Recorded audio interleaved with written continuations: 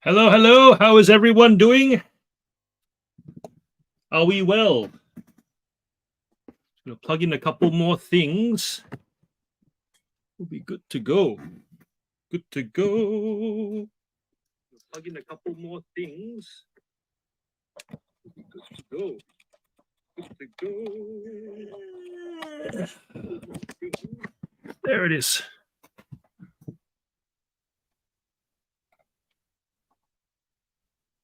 All right, who do we have here today? We have got Rob. Hello, Rob.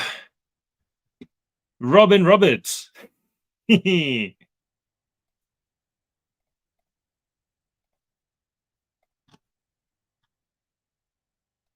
right, let's get this dual camera thing done. And we're good. Cool. So we have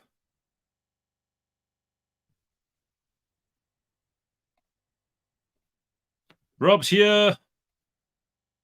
Mr. Roberts is here. Justin, howdy. Goal for tonight is to get 100 listings done. You know what? That's mine too. So let's do that. I've got my counter. We'll match off as we go along. We don't sleep until we do it. Clint here. Hello, Paul.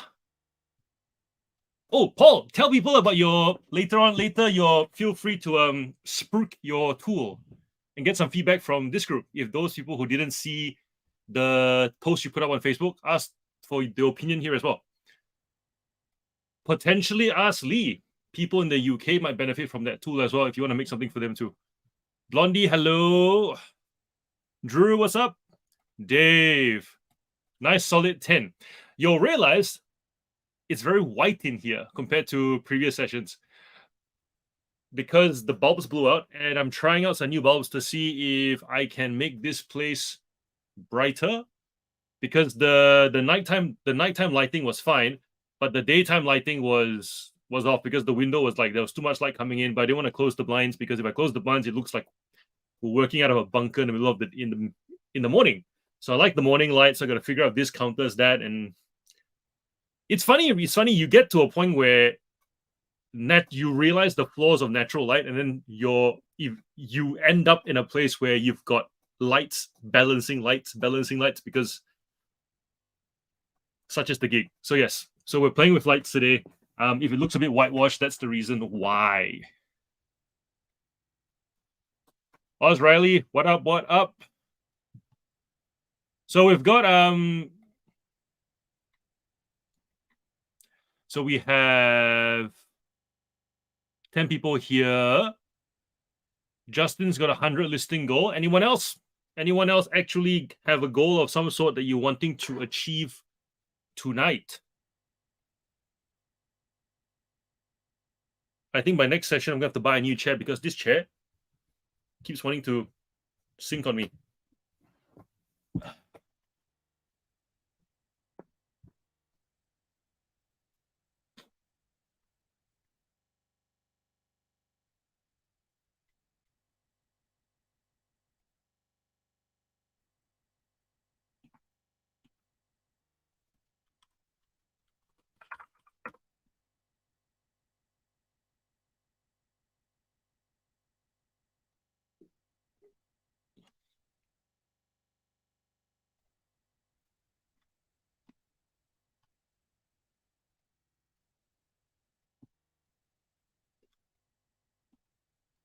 Just logging into the various accounts to get started.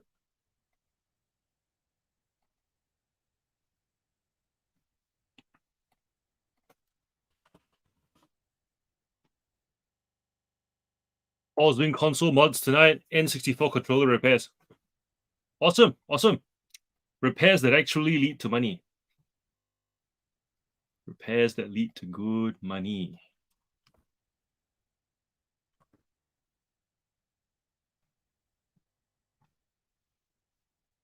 And if you haven't, send offers, because that's when most people are on their phones looking for things. Without further ado, let's start a 30-minute timer.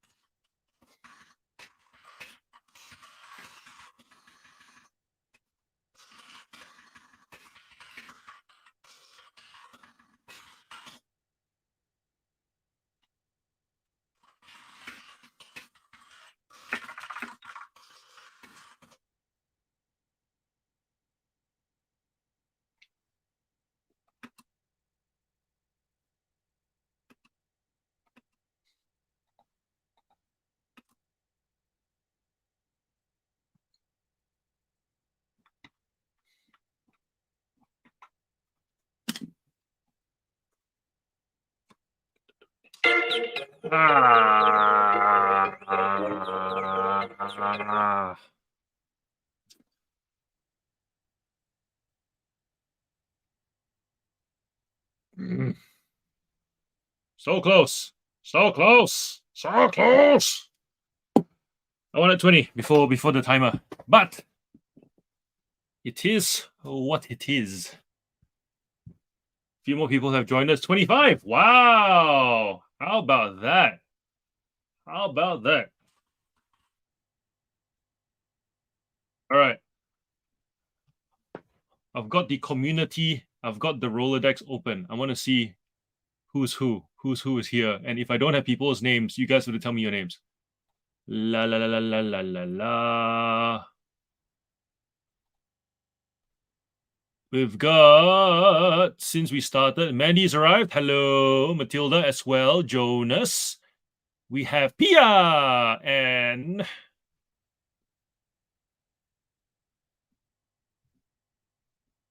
the octopus has come and left, presumably.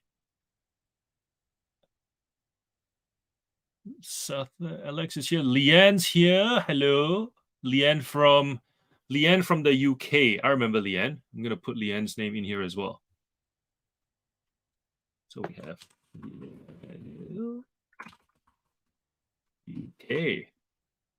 And then we had Lee, also from the UK. So if you don't know what I'm doing, I'm adding you guys to what is a spreadsheet, because I don't want to keep forgetting your names and then asking you to reintroduce yourself when we come back in here. Didi Christo, I've seen your comments on the actual videos. What's your name, if you want to tell us, or if you don't, then where are you from? I'm guessing Australia, because you made that comment about how the Australian community is pretty cool right now.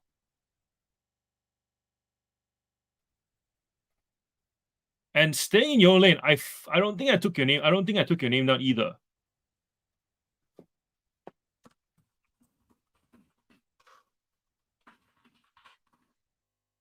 But once again, if you don't want to tell us your name, that's also cool. Understand the purpose of an alias. Let us know whereabouts in the world, whereabouts in Australia you are. Or the world. Loving the Australian community. How was your weekend? Awesome weather in Melbourne. Melbourne weather has been awesome. It is getting warmer, which is fantastic. And I don't like the flies, so I find myself needing to take breaks because I've got the headphones in my ear and I've got the AirPods in my ear with noise cancellation on and music playing the whole day through. Probably not the best for focusing, so I got to figure out that whole like fly situation. Either I just deal with it, or it's that buzzing that makes you just feel tense. You know what I mean? But then again, right, in terms of feeling tense, I'm not sure if you guys, those of you who actually knows Angela and has seen her post. Oh my gosh, for those of you who have not seen it, I'm going to show it to you. And if this doesn't make you tense, I don't know what does. So this is it. Ready? I'm going to show it to you guys. Share screen.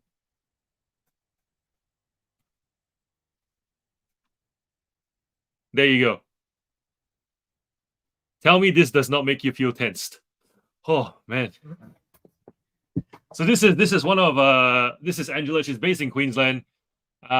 She has farmland around her and she sees a beautiful sunset.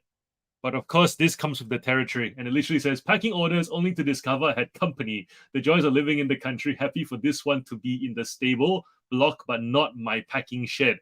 We had a snake catcher relocate her last week. So imagine my shock when she reappeared yesterday.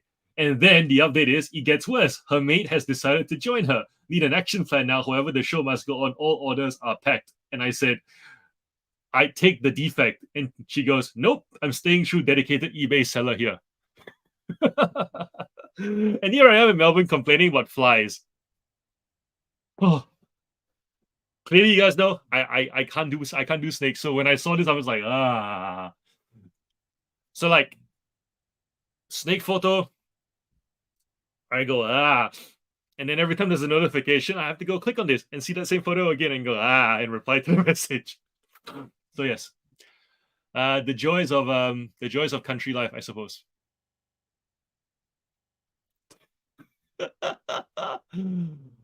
Oh man. All right, I'm gonna go through more. Latest Octo. Okay, so we got Dave. We had someone said Dave. I thought I saw a Dave. Yes, Dave in Sydney. I remember this. Yes, yes, yes, yes. So we get Dave in Sydney.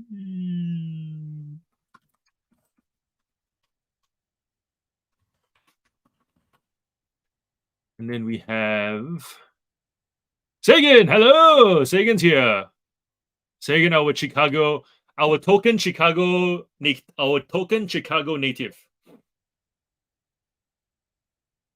I wonder how long it'll be before we get another Chicago person here, because the YouTube algorithm has a thing where the moment someone like far away from here likes something that I'm doing, someone around there just will start coming. So I'm keen to know whether another Chicago person comes through. Everywhere I go, the disgruntled octopus. How do I explain this? Everywhere I go now, I'm seeing octopus. How do I explain this to the doctor? Oh dear. Let us, Khaleesi, where are you from? Let us know. I'm trying to make a list of names.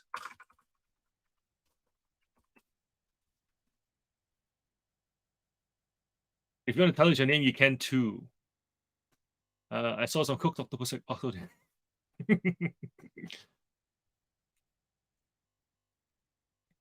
It's a beautiful autumn day here in Winchester, sunny, but not as hot as it has been, and no rain either. Just a little python. Oh. Wait. Justin, you and Paul, you guys are in Queensland. Is this just country, or does this happen closer to the suburbs as well? Like, I know it's not common for Melbourne, because in Melbourne, in the summer we see them, but only like around lakes and stuff. They don't ever venture as far as suburban areas. So, is it quite common for you guys? My friend in Queensland has about 10 he has seen this week. Falls Creek Flips. Falls Creek Flips, what's your name? Where are you from?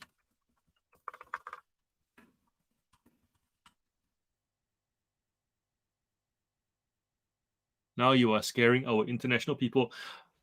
Look, Jody, every country has its killer animal, right? You can go to the remote north and south, polar bears. You go to Canada, moose and grizzly bear. You go to the UK. What animal kills us in the UK, Leanne? Let us know. I can't think of an animal that would kill me in the UK. We go to Asian countries. Every animal, because they carry a disease. Well, in Africa, it's pretty self-explanatory. African animals, all very big, all very deadly, all very hungry. Yes, Sagan, we got you. Let's not take credit for this, but let's just I saw that 1003, I think it is. Congrats. Gleesy's in Melbourne.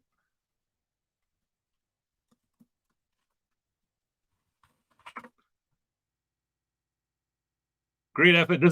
Have you got your watch hours up already? So is the channel monetized now for you, or do you still need to get the watch hours up to that 4,000 watch hours? Let us know if we can watch any of your stuff. If you want us to like leave all our YouTubes on binge, so that you get your watch hours up. How is everyone surviving the school holiday? Oh, down Falls Creek. Where is Falls Creek?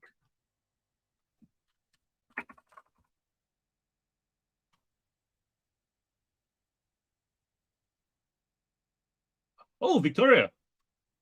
I should know this. Why don't I know this? Need to travel more. Busy reselling. Semi-rural. I get kangaroos all the time, but never had snakes. Yeah, Khaleesi, whereabouts in Melbourne are you? North, south, east, west? There was a brown moving only because I opened the back door only a few days ago, and those playing from overseas They are very venomous. Yes, I've heard in the and also they disguise very well in tall grass because it's brown. I went to Canada about a week after bears attacked Australians. Yee. UK, bully dogs and cows that stampede. Interesting. Interesting. I would never have thought cows. Never would have thought cows. Have more dangerous snakes in my yard in summer, like taipans and eastern browns. Oh gosh. In Sydney, they have huge spiders.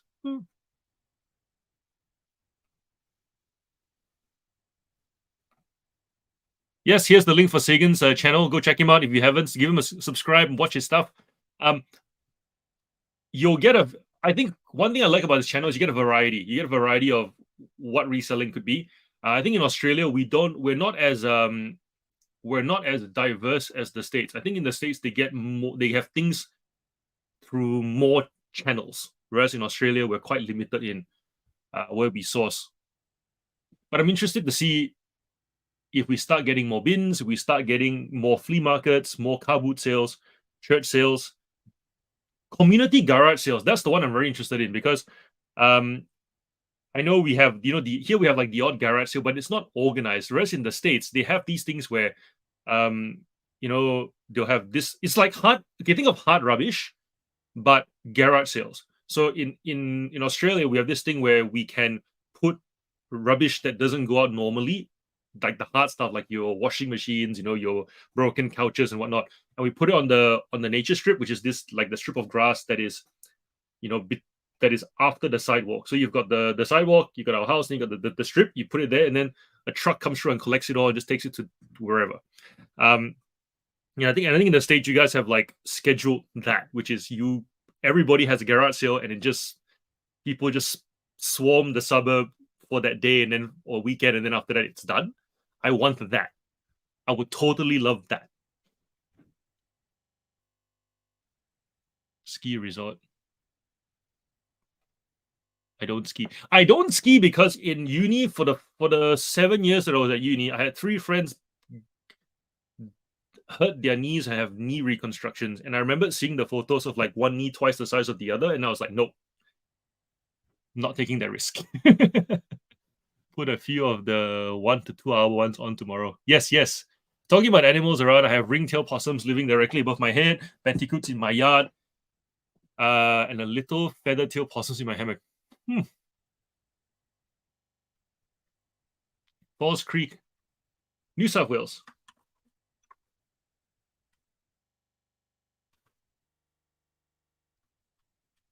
If you guys are wondering why I care where you guys are, it's because if we do any events, if we want to do any meetups, this will kind of give us an idea of the spread. Yeah. Oh no, Khaleesi, you did mention you were closer to Lilydale. That's right. I remember now. Oh goodness, the memory. This is why this is necessary. This whole spreadsheet thing is necessary because we've already got 32 people here registered, and more I haven't even noted down yet. And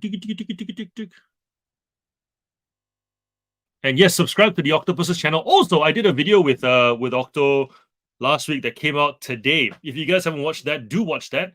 I listened to it at the time when I did it. I thought I was a bit angry, but then now that I've listened back to it this morning, I was like, yeah, you know what?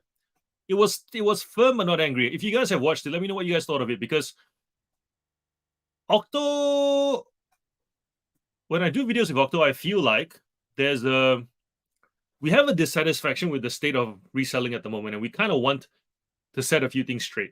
And not everyone wants to do that. There are lots of people who only want to talk about the good bits and maybe some of the bad bits. Some people want to talk only about the bad bits, but then they want to remain there and not leave. They just go, we're all doomed. We don't like the doom, but we also don't like the sugarcoating. So we're kind of trying to find the happy medium. And so when we did this episode, it was like, how do you actually make the most out of it rather than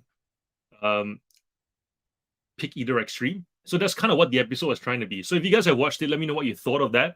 And if you haven't watched it, have a watch it. Let me know what you thought of it. You can always message me on Instagram under the same handle, John the Reseller, and be as honest and transparent in your feedback. I don't take offense, because any feedback leads to me improving, content improving, your experience improving. All wins. I'm ready for school holidays to be over. I love my kids, but I need to get back to routine.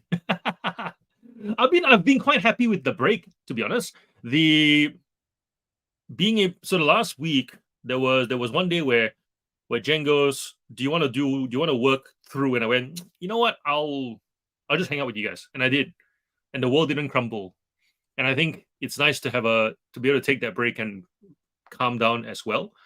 And then this weekend we got something else happening, and I'm like, you know what, I'll take it off. So, but even though Friday is public holiday for Victoria because of I think it's the finals weekend, AFL, I think.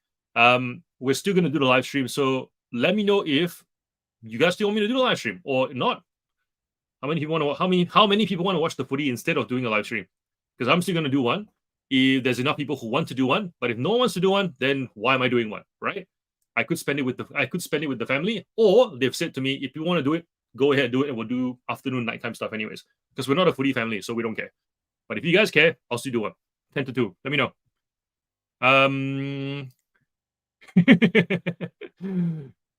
Just gave you another sub. Yep. No, not enough watch hours. Still have a while to go. I just started doing lives a few months ago. Should have started sooner. That's what everyone says about live, Sagan. Like, you don't. Everybody is scared to do it because that's the one thing that we dread. We think that if we record and edit, that's the best version. But we all know when we put that version out, we are never happy with it because it's just, you feel like you haven't quite conquered YouTube. But once you do lives, suddenly nothing is scary anymore. And then the next thing that's scarier is when you start doing like live interviews. So if you do podcasting, like live podcasting, then once you conquer that, then you're essentially Joe Rogan without the money. Or you begin your quest towards becoming Joe Rogan. Put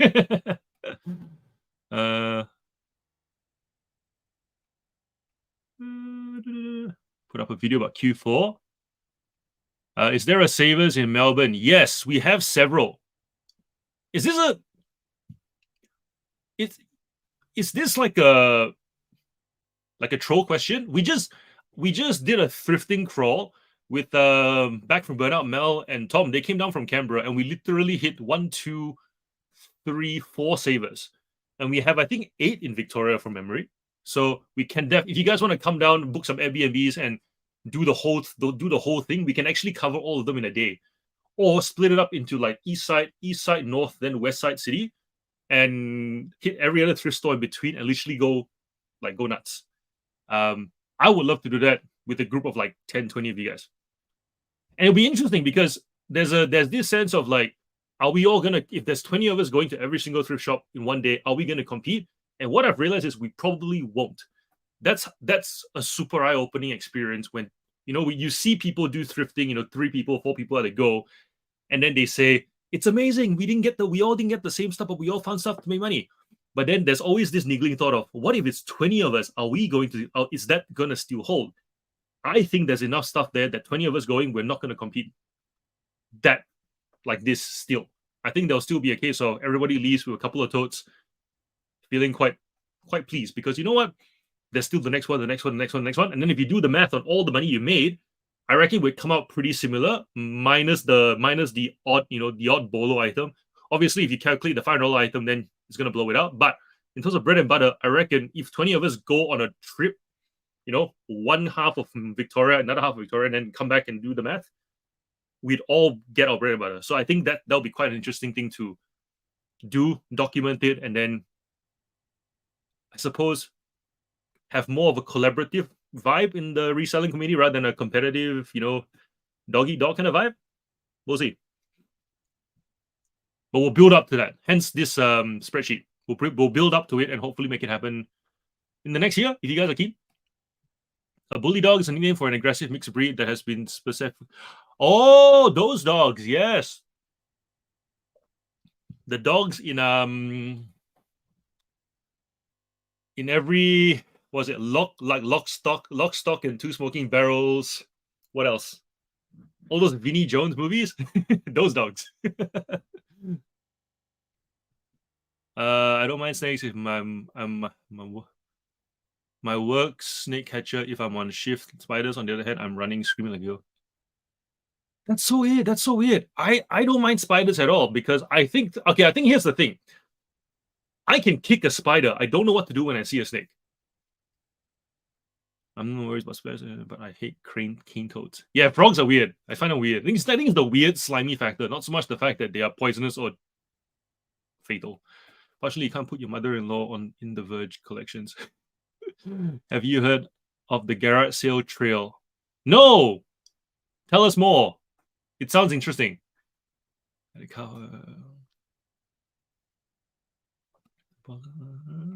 the UK, you can put items out of by our houses and put a sign on the item saying it's free. Moved on a lot of things that way, including paving slats. We also have lots of free items with income.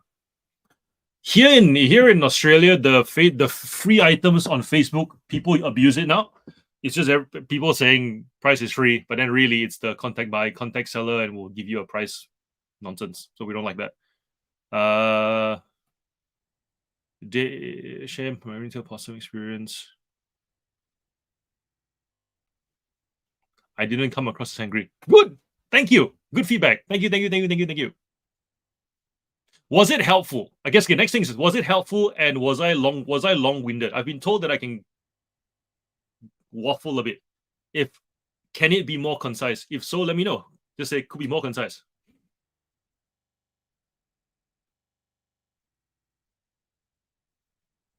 It's funny for Octo. It's funny for you to say I haven't watched it because actors say all the time, right? They're like when you're doing it, you don't realize what you're doing, and then you rewatch it, you realize so much more what you actually did. I enjoy watching Octo videos. Super fan. I didn't sense any anger, although I highly suspect Octo's lower half detached and went and made a sandwich in the middle part. Sorry. Does that mean I talked a lot? I have enough screens to watch it all, so I live stream away. The filter started playing out and the Octo tank.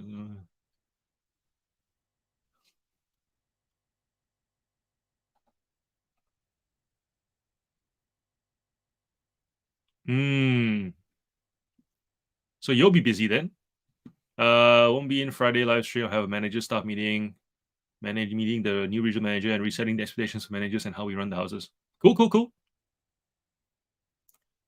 Am I doing any info about Q4? I might do some sentiment videos. At the moment, I'm working on getting more listings done just because Christmas is coming around. So I'm doing all the videos that are. I'm only gonna do videos that help me get sales because this is my busiest period. Literally October, November, December, busiest months. January, if you guys want to see if you guys have any content ideas and you want me to try things, January, February will probably be it because that's like the quietest months for me. We're talking from December to January, like a 30% drop. So because of that, I'm essentially going to do like listing photos, sourcing videos. If you guys don't follow me on Instagram, you'll see today I'm trying to just do more stories. So I think 1, 2, 3, 4 different stories that recap the whole day, from going to Bunnings to buying light bulbs to sourcing at the Salvos around the corner to sorting through. Yeah. So if you guys want more like content, that's going to be where it's at in terms of the variety. How long did it take you to get your watch hours? The 1,000 subs was very quick, like 3 months, not even. No, 4 maybe. And then no, hold up. Retail Fest. So we started in September. Retail Fest was in April. So the 1,000 subs came after Retail Fest. So that was 8 months. Sorry, my bad. And then the watch hours happened just at the end of July, August, was it? Yeah, July, August. End of July was when it happened. So 11 months? Yeah, 11 months was when we hit the 4,000 watch hours.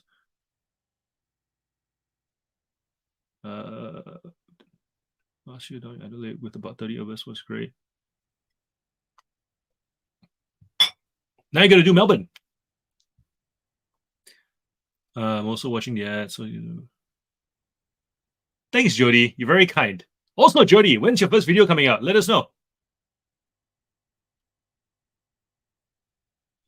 It's a day when everyone organizes registers their garage sales and they all are on the map on the website. You can plan your trip. I'll tag you in.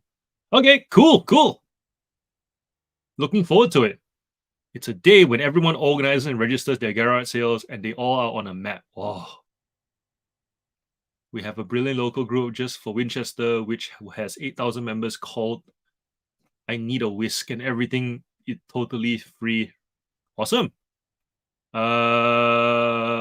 Anthony, you gave a different point of view on the video. Thanks, Anthony. Thanks for watching it. It was helpful, was passionate, and very on brand. On brand.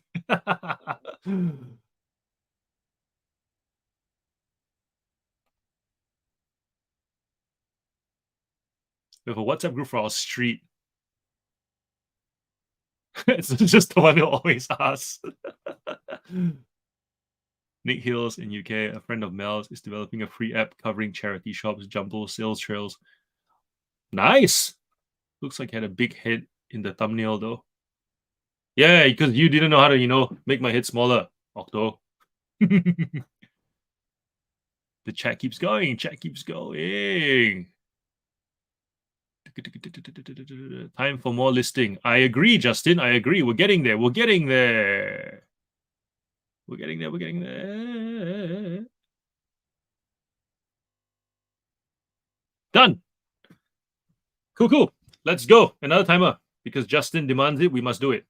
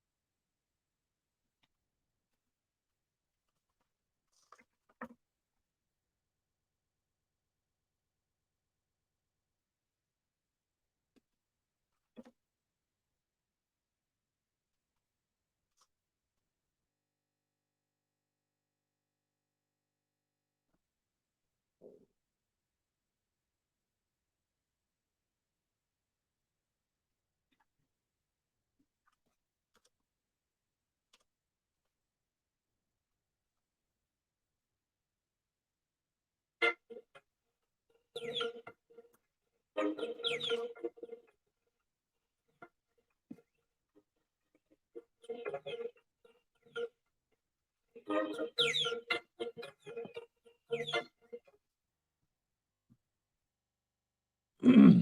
right, where's the chat at?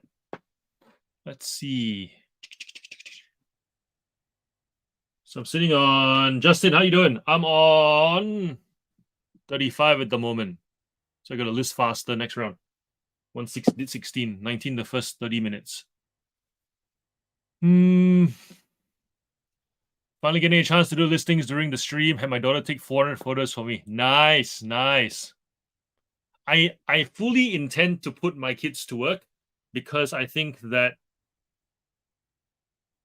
if you're gonna teach out, it's if you can teach your kids how to. Traditionally, you always teach kids. You teaching kids the value of work starts at home. So I look forward to being able to do that. Also, and here's a thought, right? I mean, let me know what you think about this thought. When thinking about kids and smartphones and technology, as parents, there tends to be this anxiety, this fear of, what if they watch the wrong thing, get influenced by the wrong people? There's no accountability online. Censorship is so inconsistent, anyways. And one of the things I see with eBay is if you're able to give your kids something accessible where they can do meaningful work that doesn't require qualifications, job, you get the idea. If my kids have screens and it's going to be that 4 hours a day where no matter what I do, it's just an uphill battle. How cool would it be if 2 of those 4 hours they're actually doing productive work? It could be creating content, it could be doing eBay, it could be. But the point being is that it's 2 hours, 2 hours where they are not going to cross paths with those vices that we are so afraid of, and it provides that contrast, that comparison of I'm on my phone, I could do something, I could watch bad material, I could watch pointless wasting time content, or I could that poisons my mind, that turns me into a negative individual, or I could do productive work on the same device. And so that's kind of what I want to model as a parent, and I hope that actually works out. What do you guys think?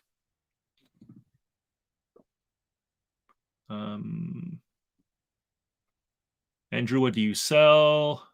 I don't do garage sales on YouTube, but I might check out the garage sale trail this year and Instagram it. If I can do YouTube, so can you.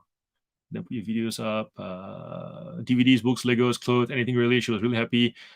She showed her what I do, and off she went. Did over 50 DVDs, a bunch of books for me as well. That's amazing. How old's your daughter? Never really bothered before I started watching John's. Never really bothered with YouTube before I started watching John's live streams. I feel like editing videos would take me a very long time. Yeah, I don't think YouTube. People. There's the performance anxiety. That's number one. And some people have a standard they want to see, and if they feel like they can't produce the standard, they're not going to do it. For me, with the quality of the content, I feel like there's the cut through, and I'm willing to let that speak for itself rather than have the quality of the editing. Obviously, if everything comes together, you skyrocket, but it doesn't mean you can't get traction and some sort of small monetization reward for it if you just do good, deep content, like substance content, and then the editing can come along the way. That's like a learning curve that will take time. So, for example, recently, like I'm now realizing that lighting is very important. So here's an example: this half of the face, not well lit. This half of the face, too sharply lit. And I've actually bought some box lights that I'm gonna have to put in so that this is like balanced. But once again, it took a year, right, to get to this point. At the start, I can't. At the start, if I had watched all this video on how to do lighting, I would not have been able to do a good job. And I feel like it takes time to actually implement and then revise. But once again, as with all endeavors, if you're constantly revising, you'll get there. And the last thing is effort. Not everybody thinks it's worth the effort. Not everybody enjoys it even after the effort.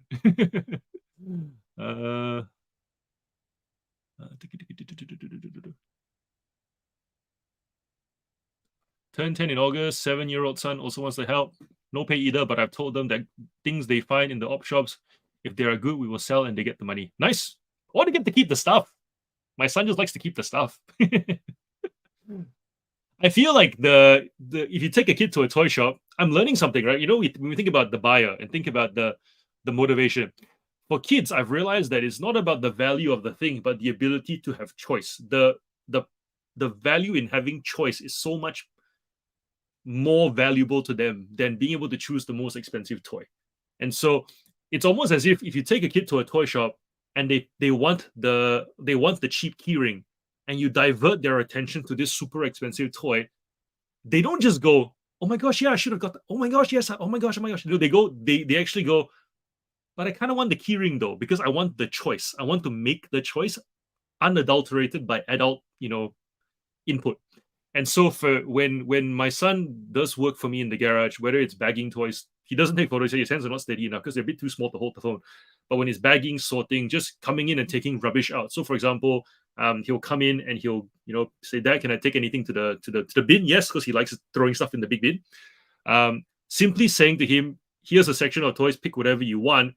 Like that to him is ding ding ding ding ding ding ding ding. So knowing your buyer, right? So I guess teenage kids would, when they start understanding the value and being able to earn stuff with money, I suppose then the value of the item, money, makes more important, makes more of a difference. But yeah, I just always thought that they would want something really expensive, and then I realized no, he just wants to choose, and saying, "Have your pick," seems to do the trick. You're gonna watch this at some point when you're older. I hope you feel like it was fair.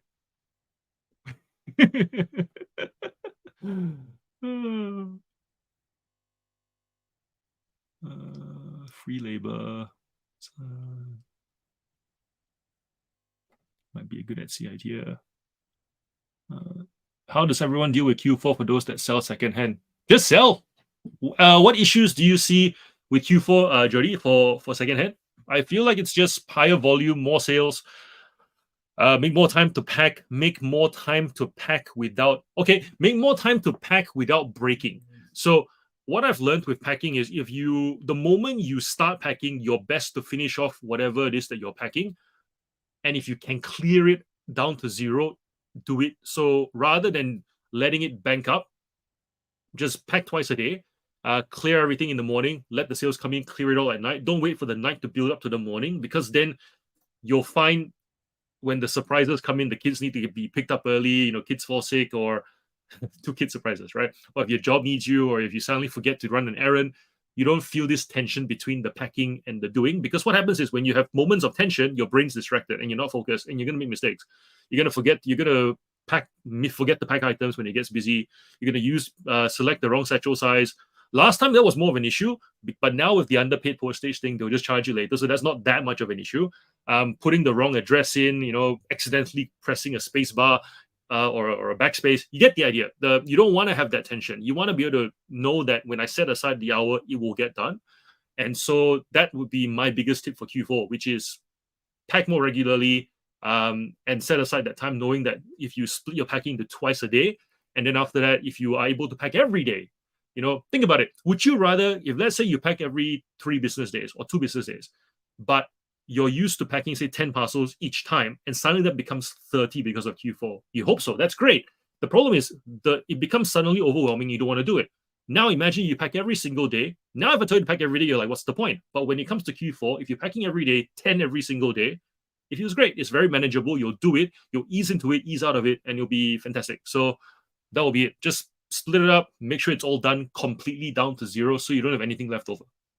Yeah. Anyone heard the naked figure? Nope. I'm so scared to say the word naked, just in case they censor the video. Busy for new and used. Yep, we've covered that. Bottle of DVDs, never heard of it before. How does it comp? That's probably what we all want to know. We don't care what's in it. How does it comp? Will most people be looking for new stuff at Christmas? And as secondhand, the only things I can think of would be us to start listing my Christmas books. Nah, people buy secondhand all the time. Remember, secondhand has value not because it's cheaper, but because it's not available anymore. So if there's somebody who wants to buy something and they can only get it secondhand because they never remade it, and there's no equivalent. And bearing in mind, when by equivalent we mean like you see these stories of people who you can buy any quilt, but to buy the quilt that your husband had when he was 6, and got lost in a house fire, and you finally see it on eBay for $300 because it has Power Rangers on it, secondhand. That's the best Christmas present. So you get the idea. Just list stuff. You never know why somebody would buy the item, especially if you're not a niche seller. For me, niche seller, I know exactly why people are buying these items because Hot Wheels, right? Someone's dream car is a Land Rover Defender. They'll buy like 10 Land Rover Defenders just to give it to their husband and watch them giggle like a little boy because they've suddenly got 10 of their favorite car in little tiny. You get the idea. So yes, don't let the secondhand thing throw you off. A lot of people taking time off and looking for hobby fun items. Yep. Media, books, everything should be more in demand. Nice to find only one other one listed for 60. Good comp. That's a good comp. It's a great idea. So I'll try to listen.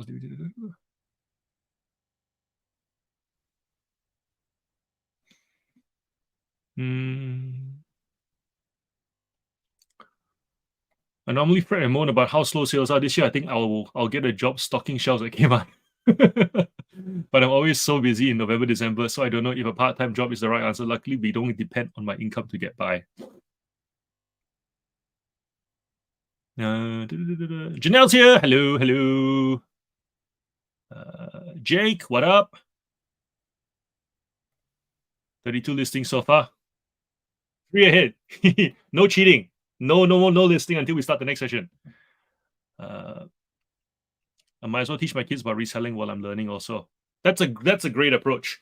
And I feel like we should not underestimate learning whilst learning with our kids, because it takes humility, right? It takes humility to screw up and then admit that you've screwed up, and then for your kids to tell you screwed up. Here's something that happened today. I've always thought the Ninja Turtles were tortoises just because they don't have the flipper arms. And my son was like, no, they're turtles, they're turtles, they're turtles, they're turtles. And I went, but they don't have the flappy arms. Turns out I'm wrong. They're all turtles, just different breeds of turtles, and they all have fingers.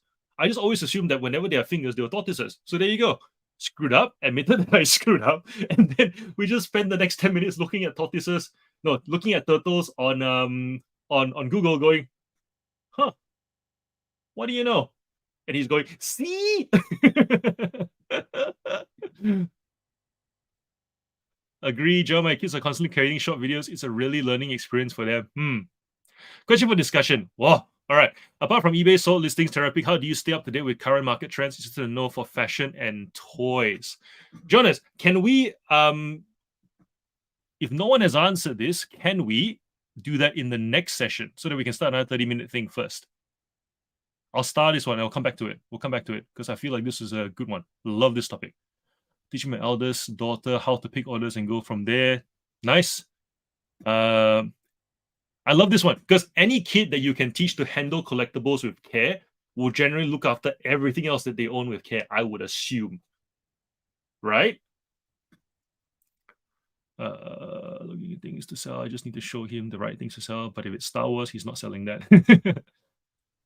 How do you manage multiple eBay stores on the go? Yeah, just log in and out. Keep an eye on them, monitor them via. No, just log in and out the app. In and out, in and out. That's all you go via your desktop. Michelle's here, and Lethal Collector. Hello, Puppy Dog Diary.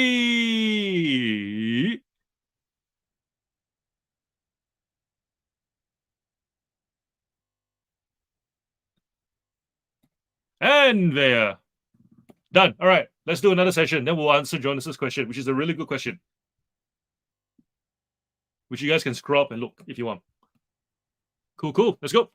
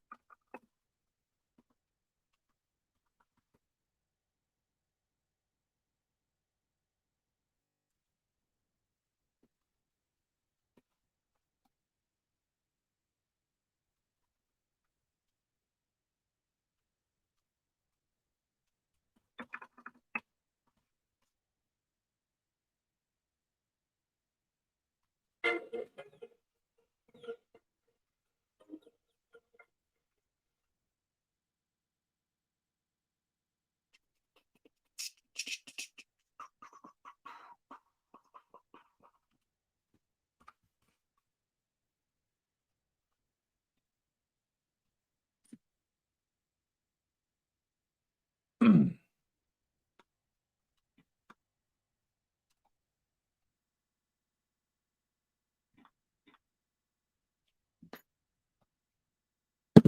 right, time to answer some questions. Let's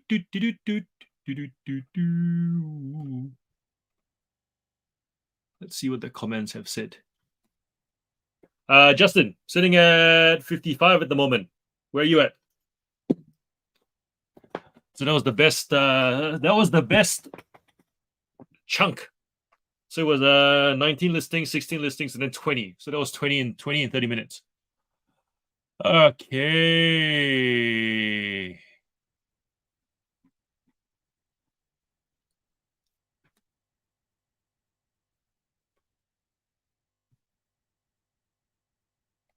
Fell asleep from the TV. Woke up to John saying, "Let's list."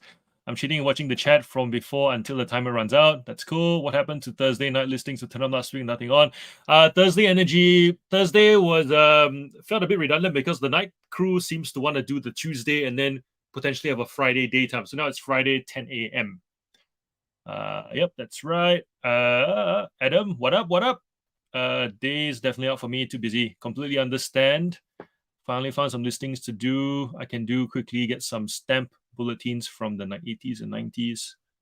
Anyone commented on Jonas's question? Watch Mel's and texting. Any thoughts? We can talk about that as well. I'll start this one.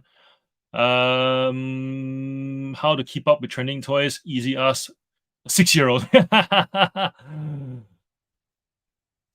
Interesting. So no one's actually commented. Chime in. I'd love to hear what you guys think. Apart from eBay sold listings and Terapeak, how do you stay up to date with current market trends? Interested to know for fashion and toys. I can't comment on fashion, and I leave that to the fashion people in the chat. But I will comment on toys. Sandra says go shopping. Yep, that's one. That's definitely a way. In terms of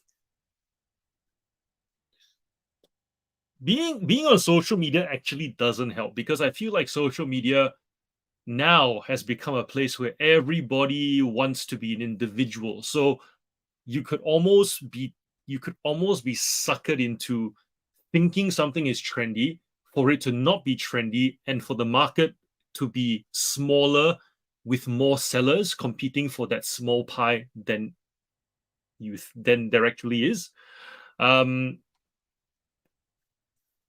Because if you think about the reverse, right? When you come to Terapeak and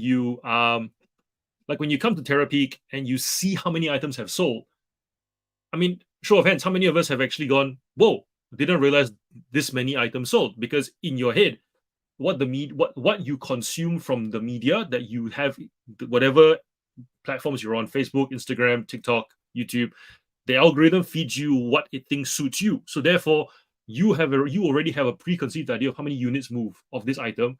You check the comps, you go, wow, didn't realize there's that many. I should find more. And then at the same time, you go, wait, why do I not have more? Why have I not seen more up until today? Similar to the whole, once you see an orange car, you see an orange car everywhere. It's the algorithm has suited you so far because you are someone who doesn't look for this thing. But now that you start looking, you'll start seeing your algorithm change. So in a sense, it's a bit of a chicken and egg thing happening, and that doesn't really inform you as to trends. I feel like you almost have to step away from yourself.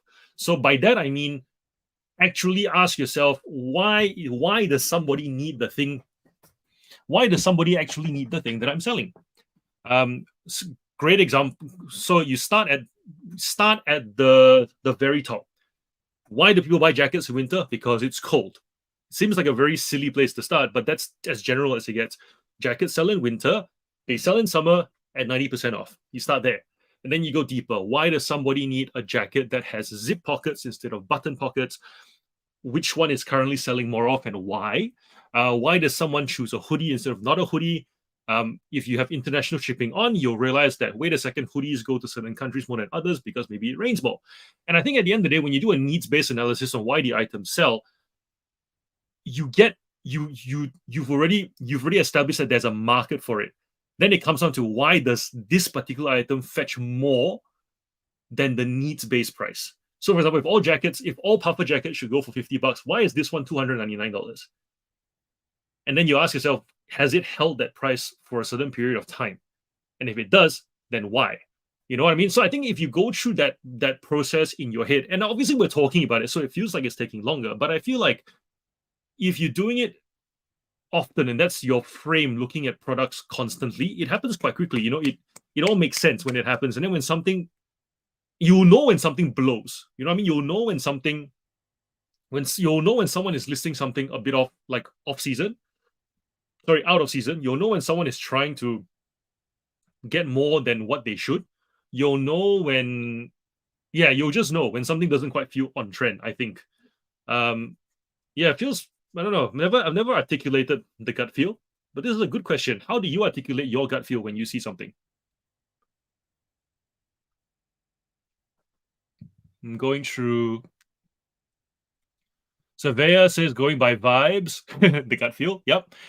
Jody, I used to get trading cards. I use 130 point website mostly. Sell the stuff that you like yourself, and you're a collector yourself, and you automatically know more than nearly everyone else. Very true. But I think that's it. That's the thing, Paul, because we had this conversation when Champs asked about DVDs, and then we both don't agree on this point where you said there will always be people who collect physical media. And I'm like, well, I don't think that it's going to be the case because utility goes down. So I think that's so I go needs-based analysis. Why should something be more than that? And you go, regardless of need, there's an illogical reason why someone would buy it because I would buy it. So I think we both disagree. And it is almost like we both have to then sell to see whether the market ends up being as big as it is.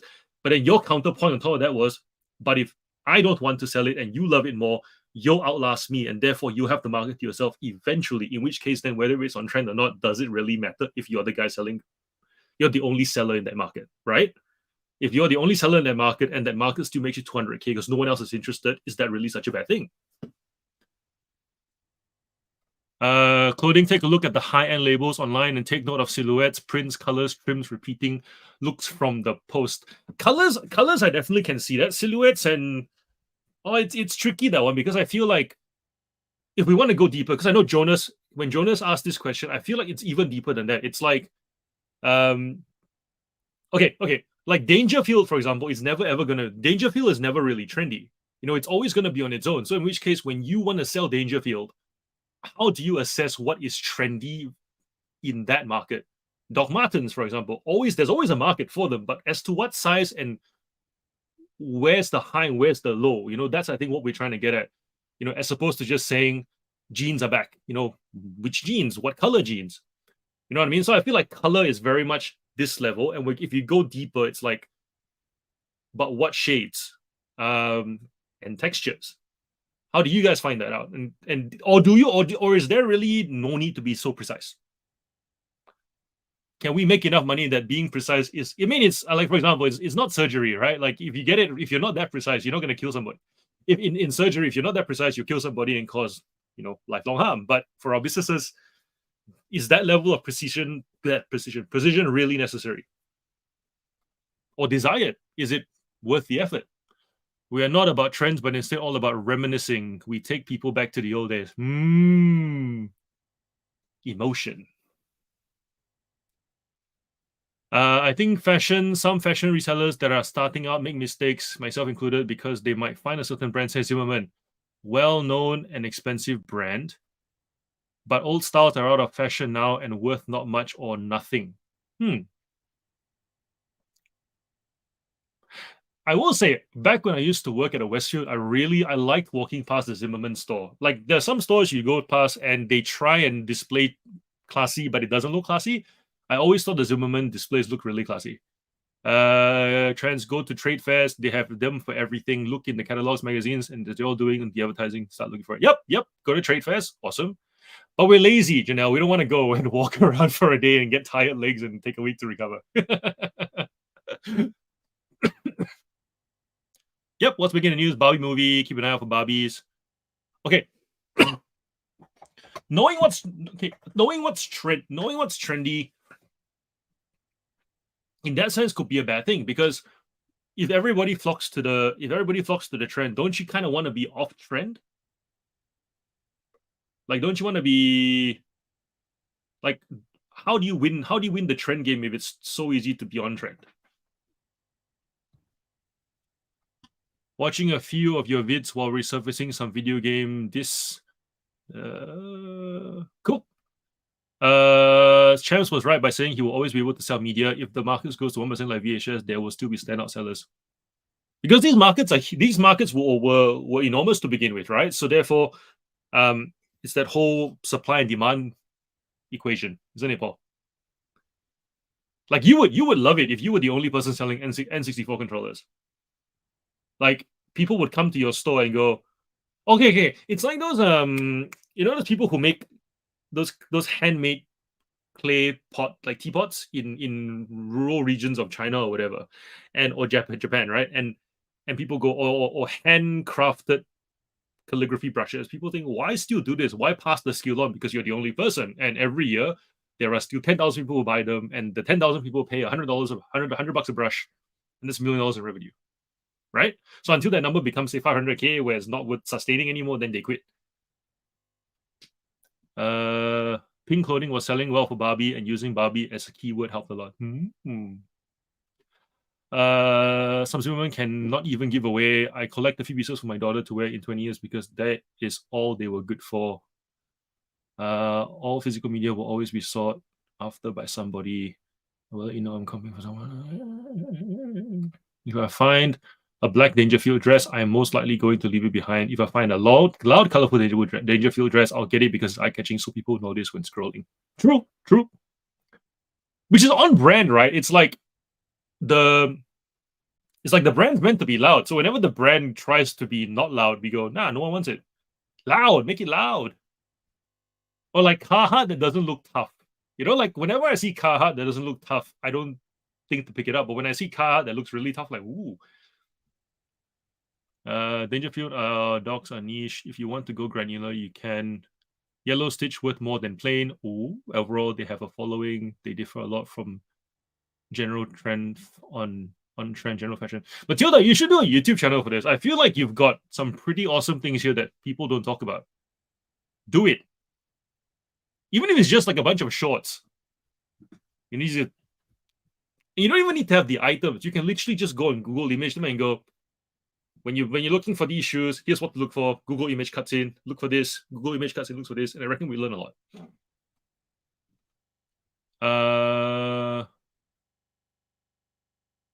Anything from 90s? Yep.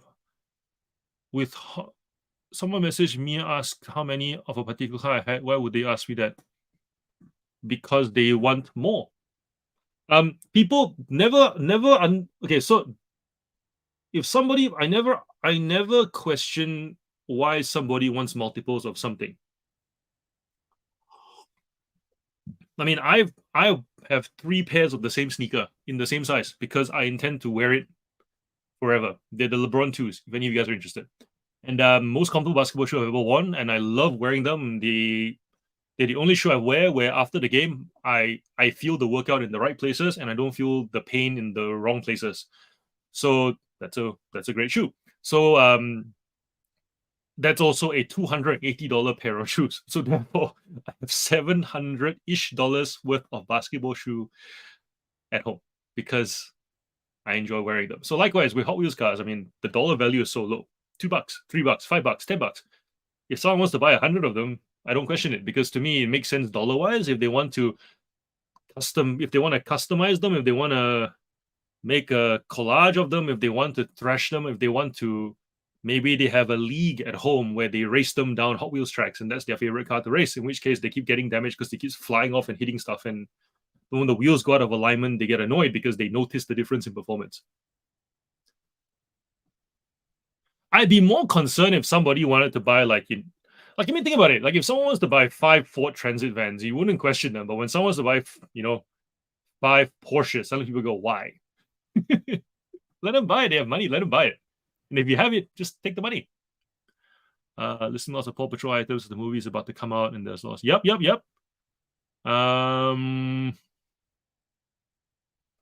But hold on. With this, you can use this search.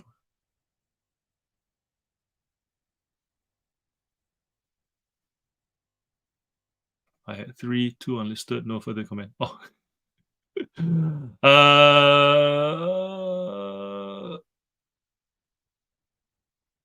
Yep, cool. What's the drink of choice tonight? Water, because coffee is done. Wish it was vodka. They didn't buy, not even one. Was it because of pricing? Did they negotiate price as well?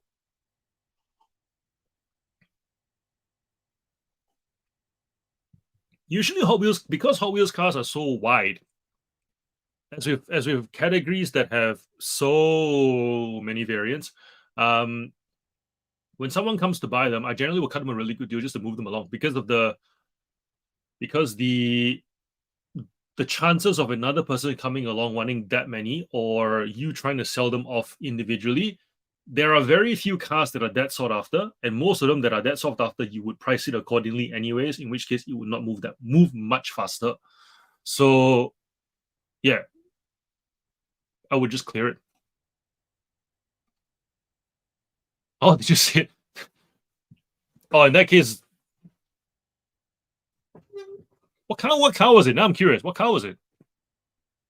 If you want to let me know. Now I'm curious.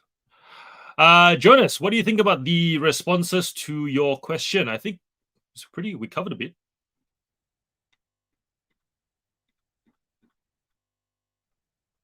Monsieur Jonas. Monsieur Jonas. Have we done your topic justice? And while you're here, please don't forget to like the video because liking it bumps it up in the algorithm and it helps the channel to grow. Right as of now, there are only 6 likes of the video. So please give this video a thumbs up. And if you haven't subscribed, subscribe to the channel as well. Thank you.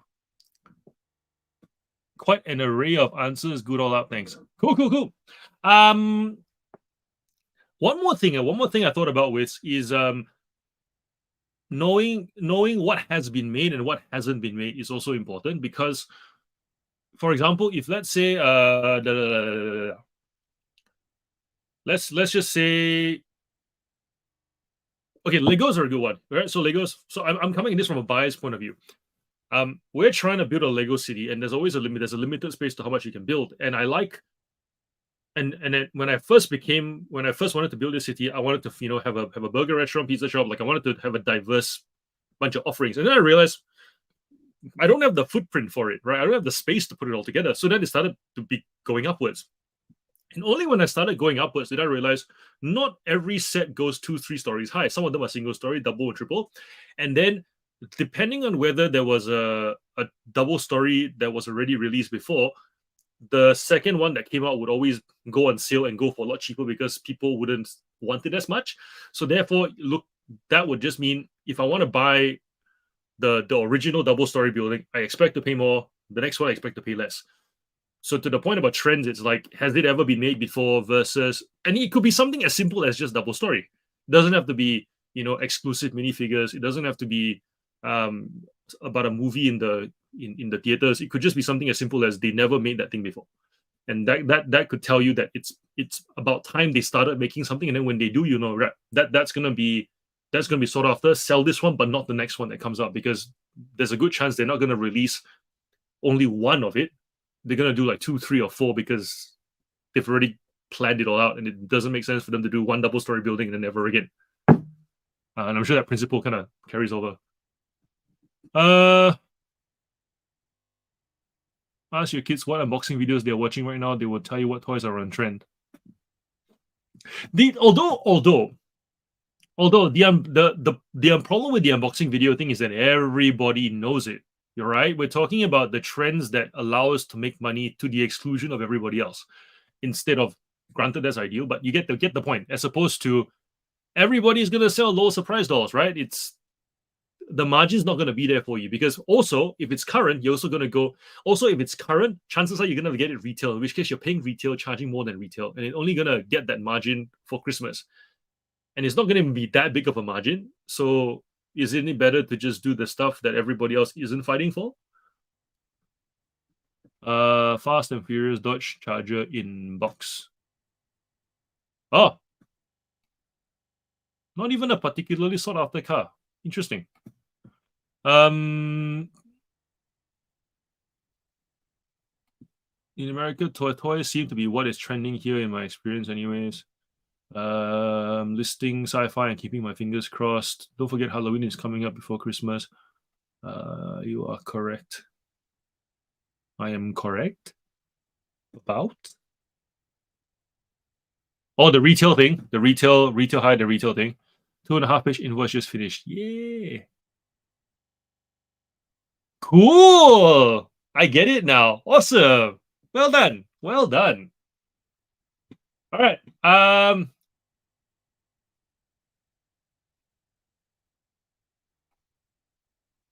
This video has 12 likes. Come on, give me the thumbs up. Give this video the thumbs up. I don't ask much from all of you. Don't make me cry. Come on. Help me out. All right, I'll start another timer. Because we're going to get to 100 tonight before the night's out. And so far, doing good for pace.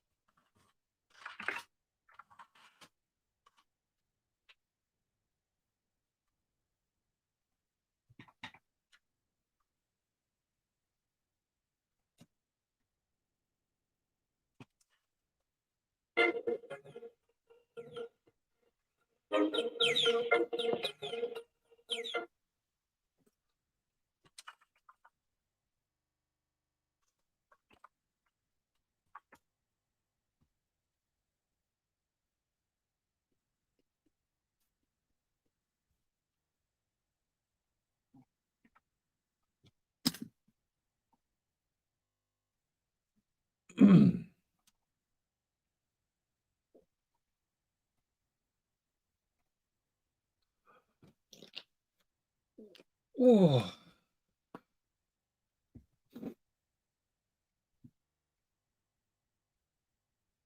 All right, where are we in the chat?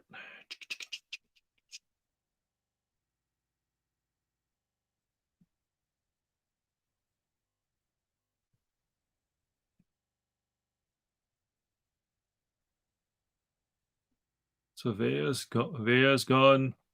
Yep. If someone says just send it to whatever address eBay tells you to send it to, people might buy it for someone says someone might buy it for a gift. I think I saw that. Yep. Or they might just be using like a freight forwarding service. I'm all out. Managed to get 36 complete listings done. Ladies, Jonas, thanks for asking a really good question. You're great value, and we appreciate you being here.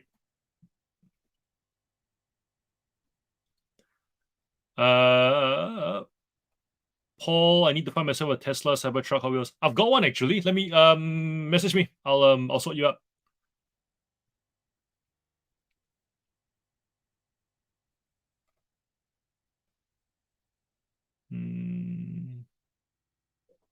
Jody packed orders, had 2 buyers buy multiple items the first time. I have 2 multiple items.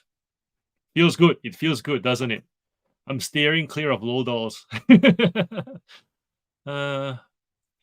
People send to other people, family, friends. Some may forward on, some are presents or anything. Some may be to a freight forwarder.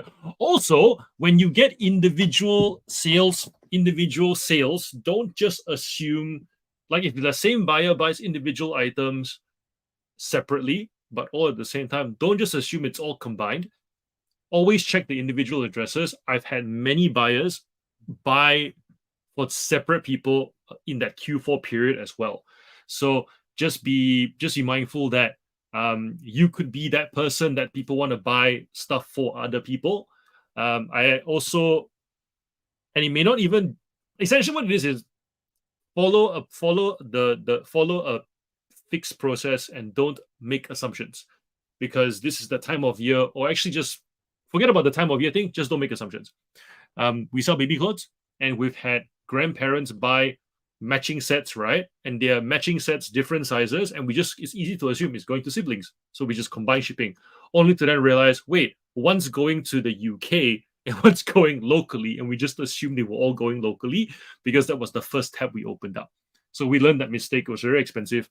But you get the idea. So don't assume, even if you get individual purchases from the same buyer at the same time. Always check the addresses, because they can send them to different places and pay the postage separately. In which case, then you wouldn't refund them the postage, because there's a reason why they did it separately.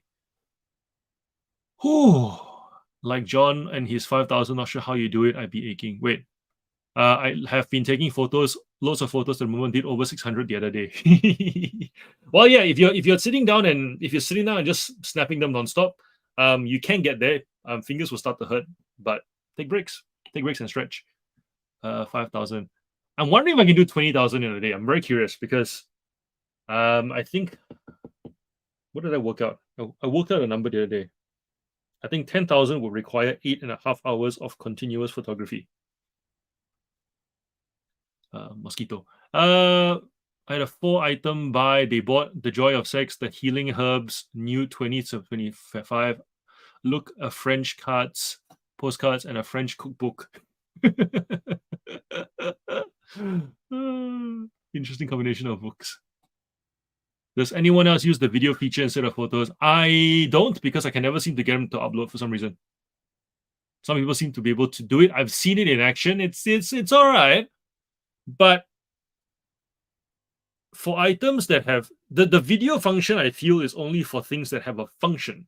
So unless if you're talking about using it as a way of saving time, which I think is where your angle is coming from, is it easier to just rotate an item on a turntable and have a video recording? I can see the appeal, efficiency for the seller, but does it actually add value to the buyer?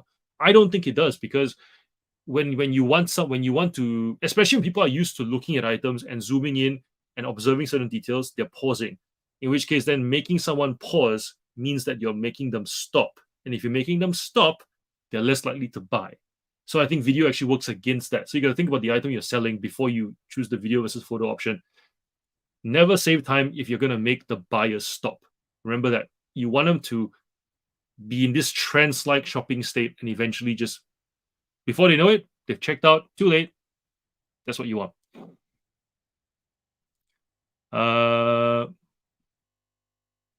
Yep. So singing toy, moving toys. Yep. Haven't tried it. Mostly comes in handy for electronics. Agree. Just click on the far side thing that popped up on Google. That is one comic that always sells if you can find it. Talking about the books. Jody, there is a decline in the chat. You are right.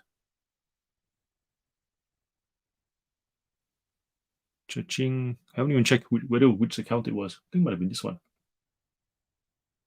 Oh, we had sales. Of how much?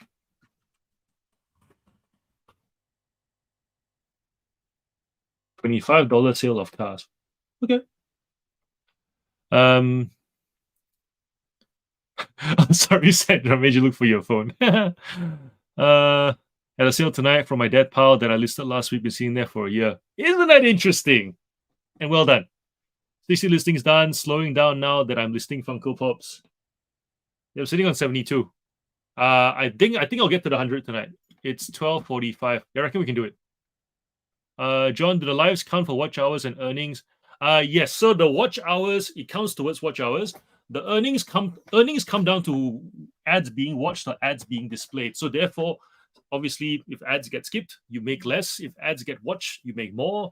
You can let YouTube decide when to show those ads, or you can insert as many ads as you want, in which case then you are taking that into your own hands. Some people, for example, they will, if let's say a 1 hour live has 2 ads, they might put 5 ads in. So the ads get shown afterwards, which means you only earn on the rewatch, not on the current. So this currently isn't making me any money. There's like super chats and super stickers that you guys can purchase if you guys want to do that to participate and support the channel. That is how the live, whilst live, earns money, and then it's the rewatch. Yeah.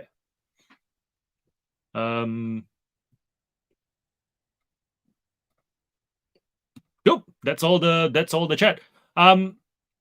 I'm going to get food, and I need a break, so I will be back. Do you want me to start a timer for you guys in the meantime? And I'm getting cold, actually.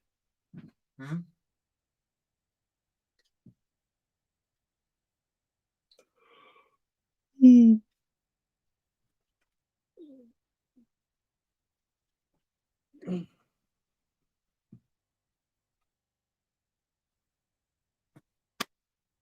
Yeah, the last thing that's the last thing that's remaining with the monetization thing is the channel was monetized. It's still monetized, but it's on pause because they need to verify all my details. So I'm just waiting for literally one last thing to happen, and then it will come back again. Yeah. So we'll see. It's actually been a good moment to not upload videos, because usually when you upload videos, you monetize the first like 500 views, because that's when most people are watching at the same time. And after it kind of tapers off, right? Unless the video keeps surfacing, which most videos don't. So I'm kind of holding off uploading a bunch of videos. I've actually recorded a few already. But at the same time, it's given me time to think about what to do with the channel. So you guys will hear a lot more about that. But at the same time, the lives are still happening because it's essential. It helps me to work out what is core value for you guys and what is stuff that is like nice to have.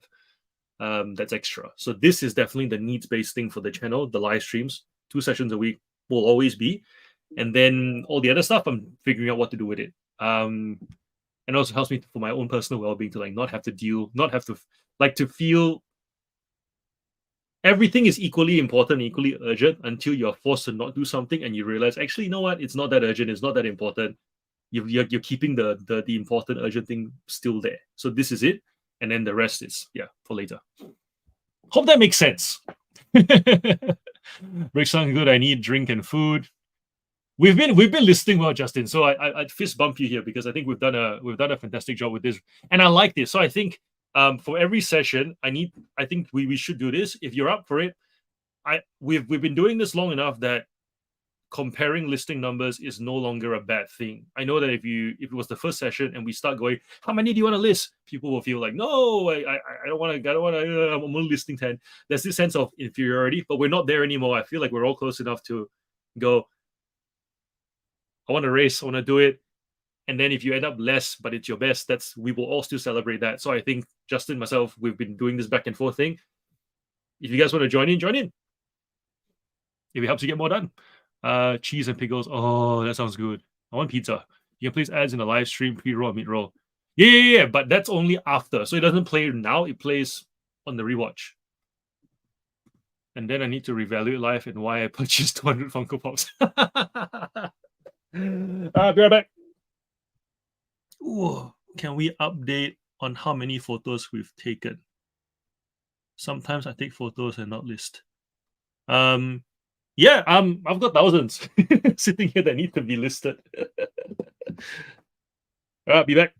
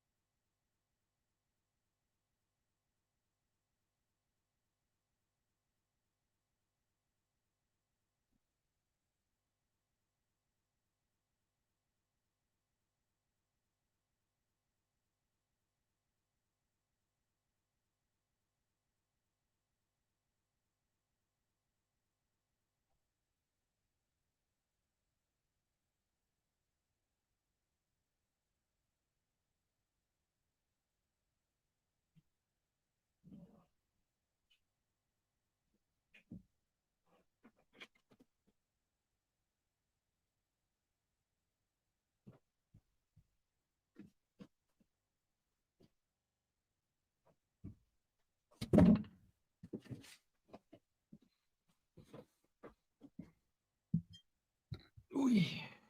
Okay.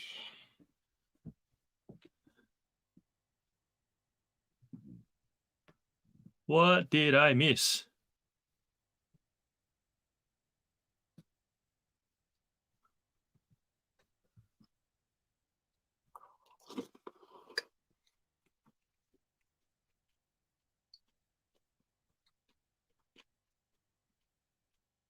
Right.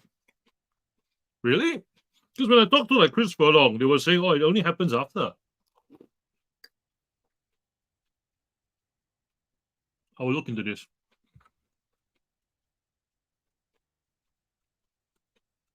Hmm.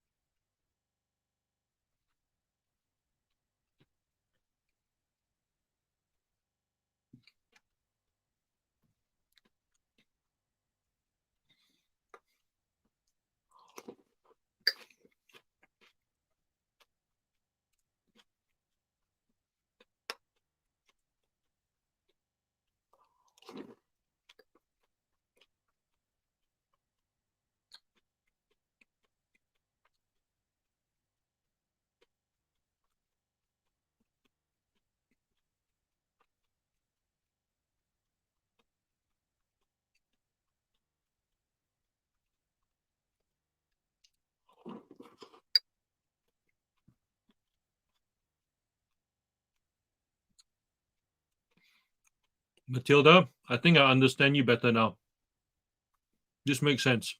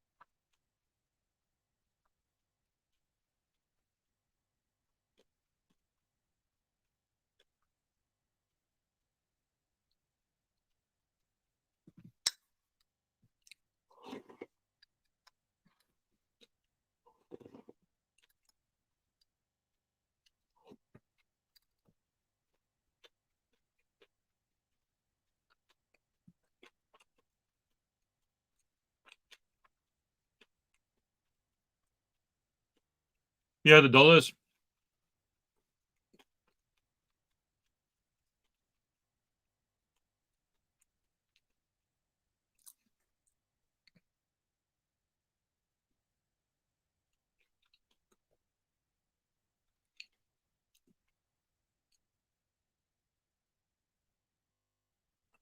Um, I'm not particular. I know people sell puzzles in Australia, but I'm not sure as to how popular they are. There's definitely a market for them.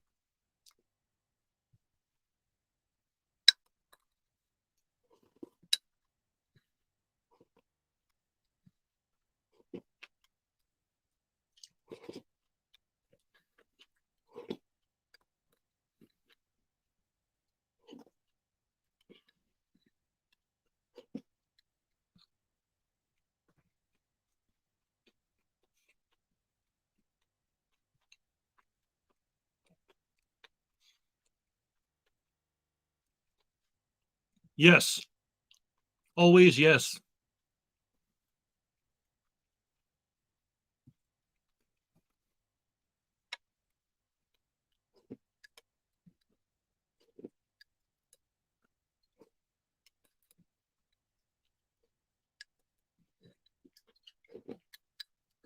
I just went and got cereal, something easy.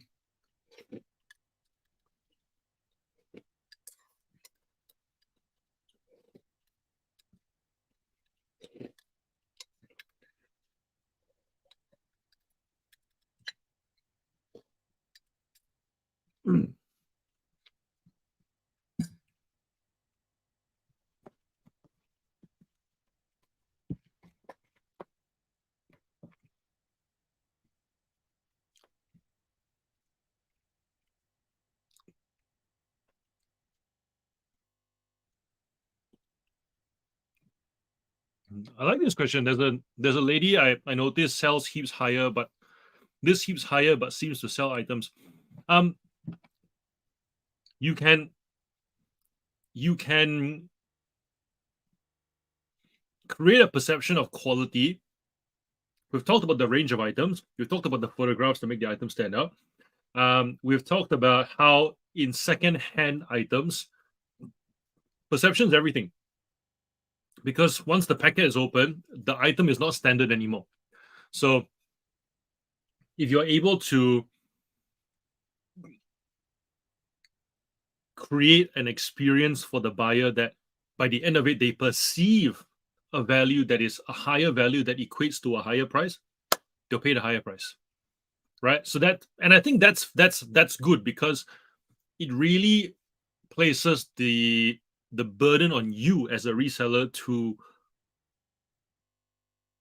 improve your skill at presenting an item, as opposed to what's the word? I wouldn't say hiding behind, but being held up, or like whether if with a new item, the item sells itself. Your job as a reseller is just to find the item, and the skill then is how low can you get the item, and how many units of the item can you get. That's how you win that game. In the second-hand one, you know that volume is much harder. You can buy it for less, but the buy cost is quite variable. So therefore, the skill comes on the selling side, which is, can I present it in such a way that I get the high price because I'm able to present a high perceived value. So you're not you almost have to shed that mindset that just because someone else has the same item as you doesn't mean that they should sell it for the same price as you. Because with secondhand, anything goes. With secondhand, so many question marks, and it's up to you to fill in those blanks. So that's the nuance, I guess. Yeah.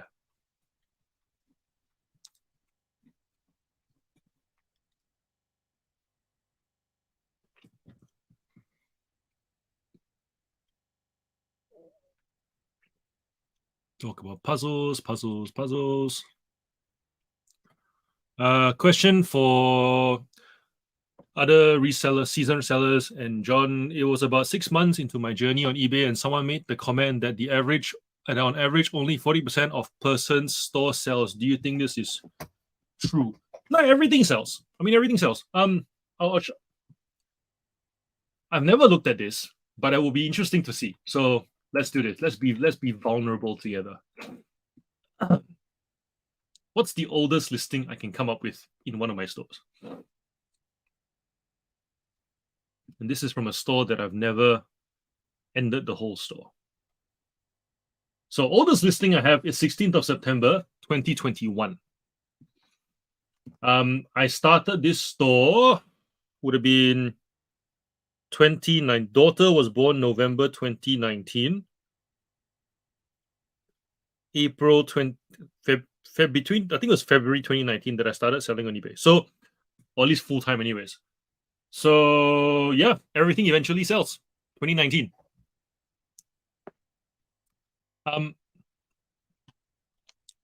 Yeah, so like usually when they say,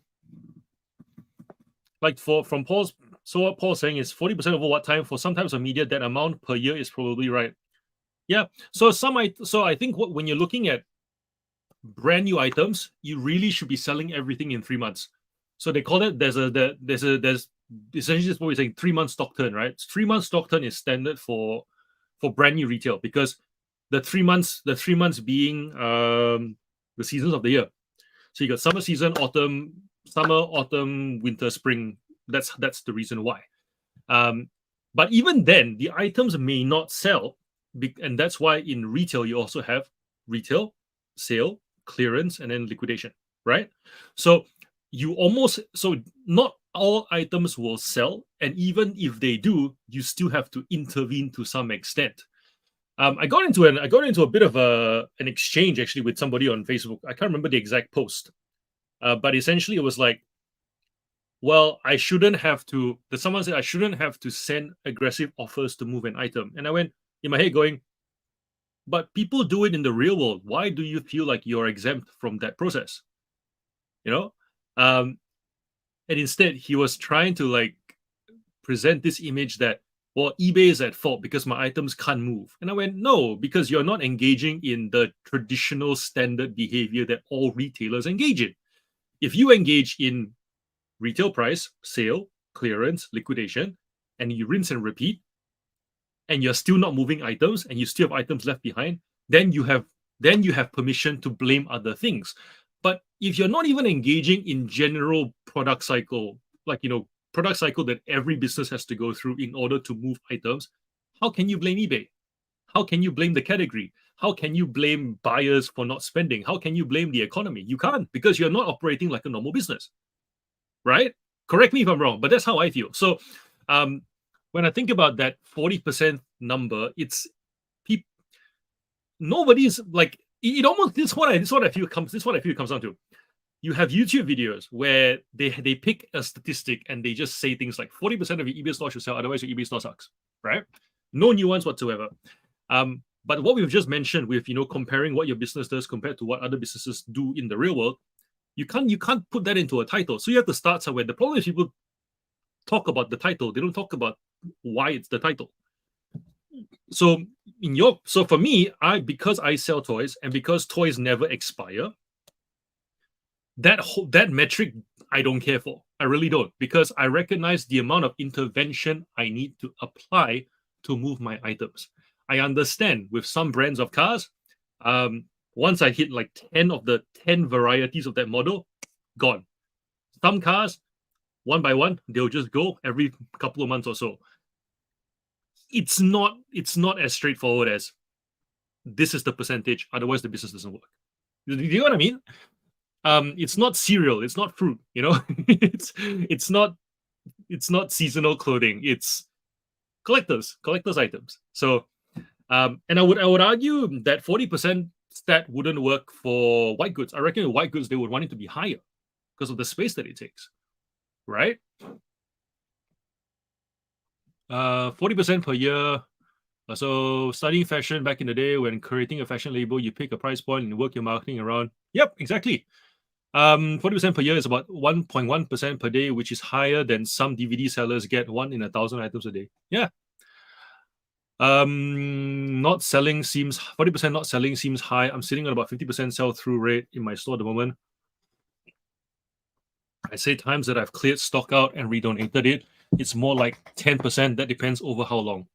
When I do my goal setting, I work on reverse engineering. If I sell two, list two and sell one, this is why I have put this question to you all, gathering evidence-based information.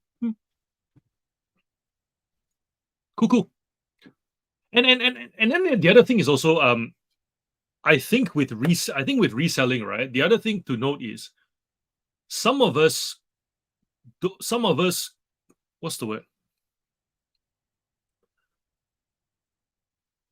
I was gonna say something and then my brain just shifted elsewhere. Sorry. The flow of stock is not consistent for a lot of us. So in a sense, it's if you're sourcing in bulk and you go through like heavy sourcing periods and then you go through heavy listing periods because the stock availability is determined by the secondhand market. You're not gonna leave it behind so that you have which is very similar to what Tech was saying. Tech was like, if you can't process it, don't buy it. Which I kind of disagree, because I think if you're starting out and you don't know how regular your stock turns up, and it's not, and the thing is, not whilst sourcing and listing regularly, you'll come to realize that you can always find stock. There are still categories where you may not find stock if you don't look and just process first. Like comic books. I did comic books for 2-ish years, and because the first slot I bought was 30 cents a book, I never saw a lot at that price point ever again. But I just refused to pay $1, $2 a book, even though I could sell them to $5 to $6 a book. And for those reasons, that category died for me. You know what I mean? But every time I saw a smaller lot at like 50 cents, I take it. But I still kind of wanted that bulk at 30 cents a book, and I just could not find it anymore. So I think to that end, if you're trying to go list how many, sell how many, and that indicates health of business, you may not have a business by the end of it because you can't replenish. So I think that what the ocean brings in terms of fish with the used market is a factor too. I take notice of sell through a lot, and 0.5% per day I would say is good, and 1% is very good. I was at 15% sell through per month. Then I had to leave eBay go at the beginning of the year. Dropped to 4% now. I'm betting better around 6%. It's harsh looking at the even 6% is turning over your store every 17 months, which I think is good.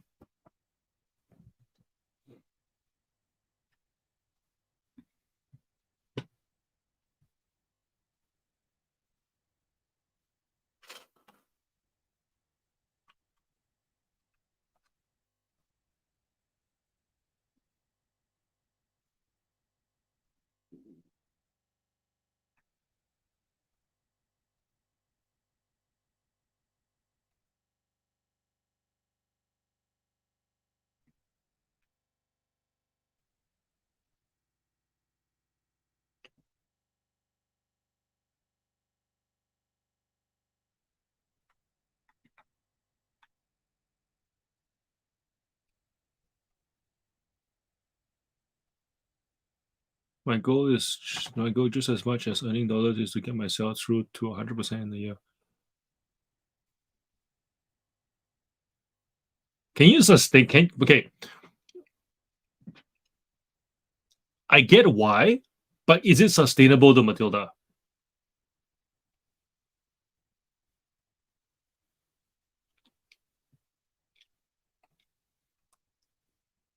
Thank you. It's oversized and warm, and I don't think it has the eyes in the hood. Nah, it's just a normal hood. Would have been nice if you had one of those eyes that kind of come down and cover your face. Sell through rate today was 0.86. I've been listing like a mad woman over the past month, though I feel like I'm waiting for sales to catch up. Therapy has huge amounts of data that you can use to see the current daily sell through rate. For example, use DVDs for Monday was 0.15. 56K sales I saw of 2.1 million listings. You?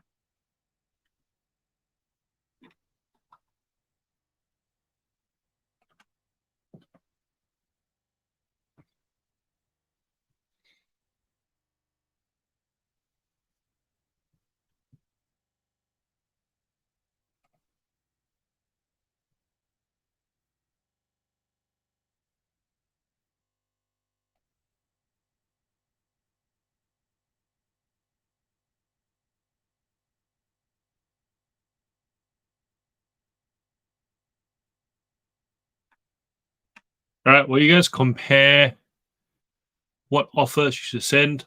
I'll start another timer. Cool, cool. Okay, Matilda. Sounds good. Sounds good. I think when I mentioned the sustainable is more just I feel like we try to get something and then after we recalculate once it gets bigger. So just being mindful of um your plate. That's all because you have a lot of responsibilities, and so we just want to make sure you're looking after yourself. That's all.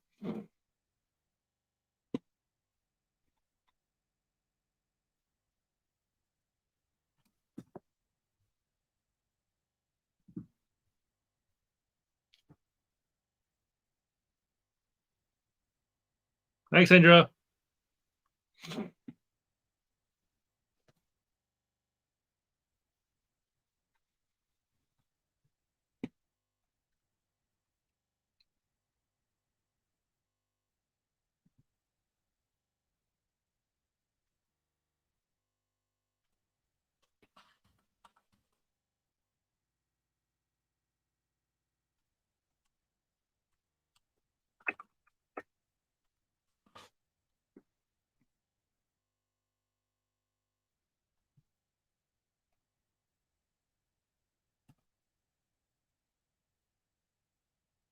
Hey guys, can you see what's on my screen?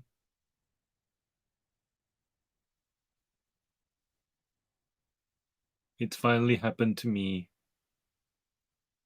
Does this mean I go to bed?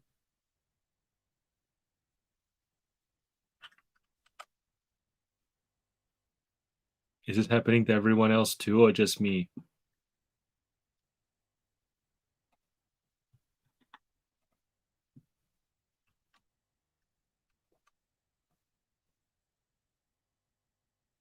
I've been hitting refresh. It's not happening.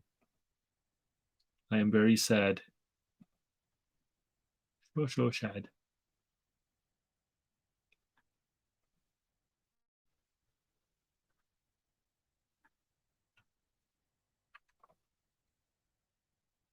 It's not you, it's us.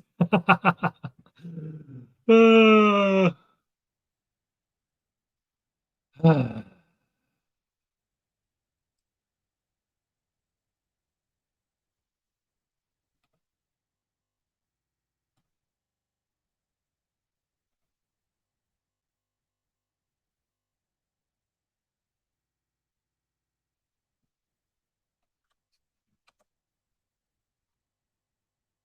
yep, it's not happening.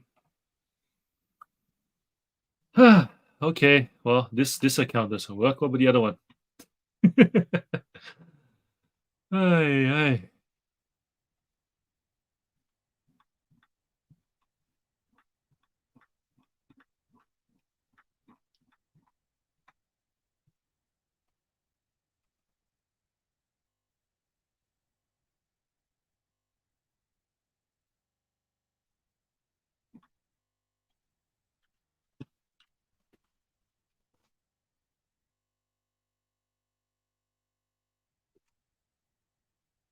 Well, we're not trying to crash the site. We're trying to make the site have more sales. Ay, ay. Uh, this law is stretching for another 2% per month. There's no timeline, so I'm placing myself. Makes sense. That makes sense. That's what we're here for, Matilda. To be a caring community, to point out things that are not sustainable. Like you guys sometimes do to me and tell me to not do too many live streams so that I don't die.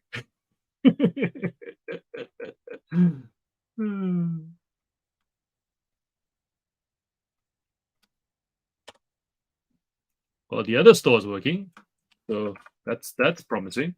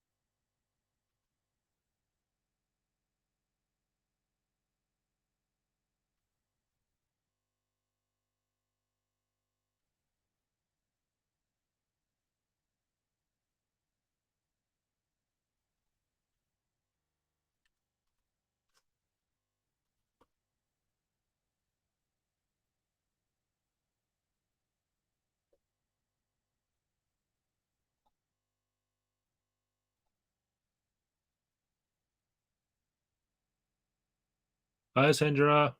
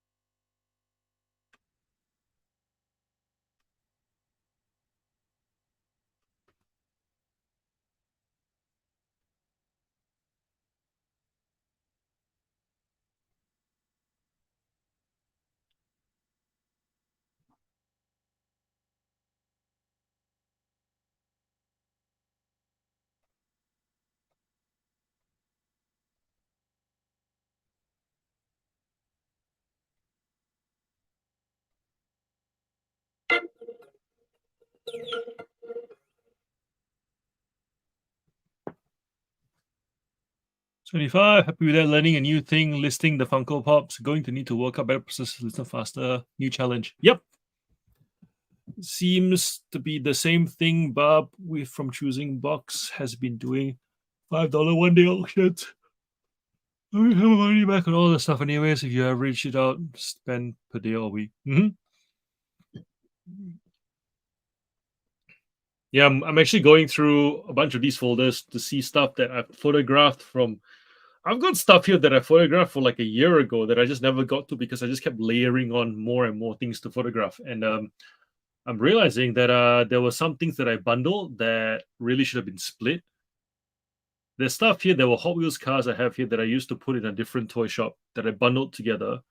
That now that I have an actual specialized Hot Wheels shop, I go, I really should have split them. And we're talking as a bundle, I would have just done $9.95, but they're actually $9.95 individual cars if I give the buyer choice. So that's some like going through all these things, going bundle, don't bundle, individual, bulk lot it, put it on marketplace, just get it out. So yeah, go through all your stuff, see what's selling, what's not selling, and why. Oof. My eyes are starting to hurt, and I think I probably should go to bed because tomorrow is going to be another big day.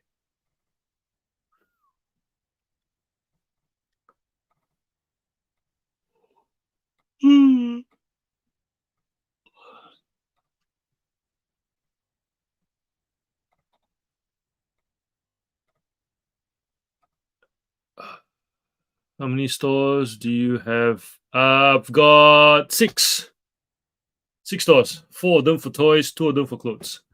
And now going to be 7 if I do the thrift store thing, but that one can wait. Yeah, that's not as urgent. All right, let's call it a night. We've all done well. Good night. See you all on Friday morning.